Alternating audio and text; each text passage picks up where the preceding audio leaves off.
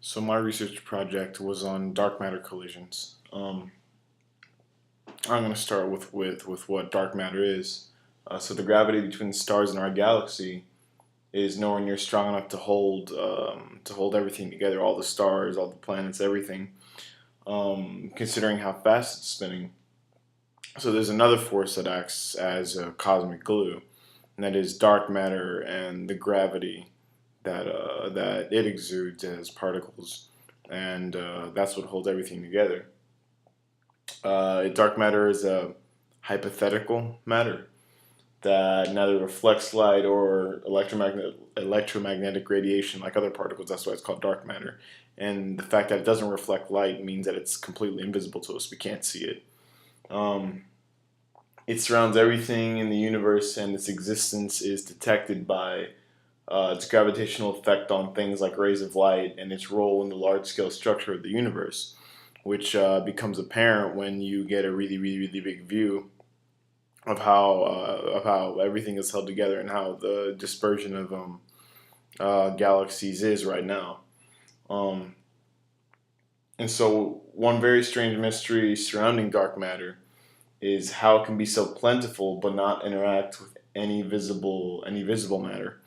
Dark matter is 6 times more plentiful than all the visible matter that we have.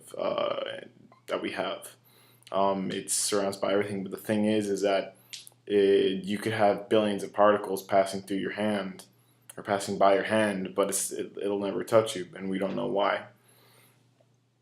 So a collaboration between scientific institutions like Cornell University and Cerro Tololo, Inter-American Observatory, they have attempted to conduct experiments and observations to try and understand how it is that dark matter interacts with the only thing it can seemingly interact with, itself.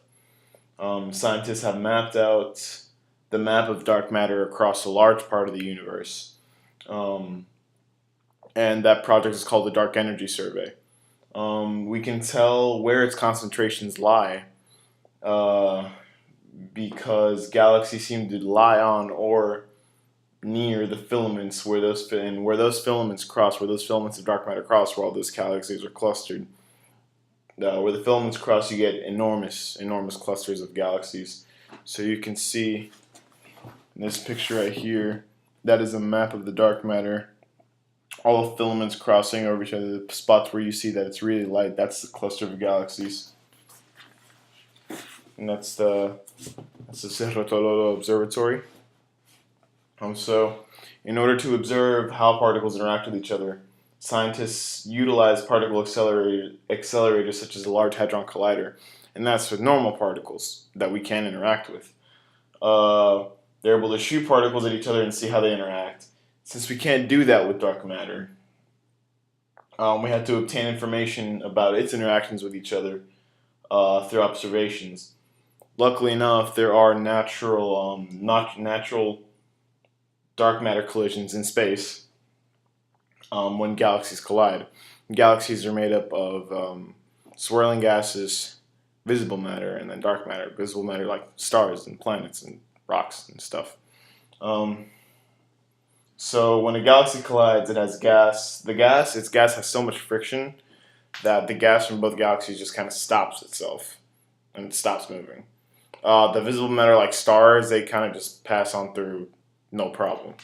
The theory is that dark matter is in between those two.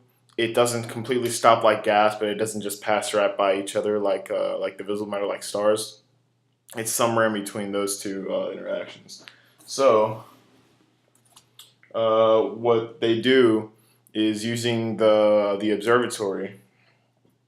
They map the movement through gravitational lensing, which visualizes the gravitational distortion of light from stars by dark matter. Um, the more the distortion, the more dark matter there is. Now you can see right here in this picture, maybe not very well, but you can see this is a picture of it without the lens. And this right here lens, it shows distortion. The places that are distorted the most are the places that with the most dark matter. Now, if we map a picture of two galaxies colliding at one point during a galaxy collision, and then again at another point, we can see the movement of the dispersion of dark matter relative to the light of the stars, and see if there has been any movement. So you're basically comparing two pictures and seeing how that works, like, and how what the difference between those two are. Um, Other collision patterns are crowdsourced, and that means that they take a whole bunch of different pictures of different galaxies colliding in different stages, just to see if there's a difference in the movement and stuff, in the movement and the interactions between the dark matter from both galaxies, depending on which stage it's in. Um, and so, the understanding of dark matter properties through these experiments is hoped to be the window into possibly finding if dark matter interacts with anything else but itself.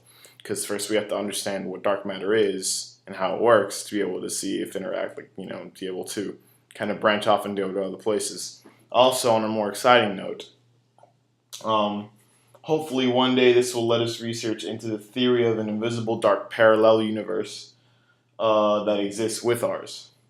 There are currently no competing theories as to how dark matter works because it's still being researched so much. This is you now. Mind blown, right? Right. Thank you.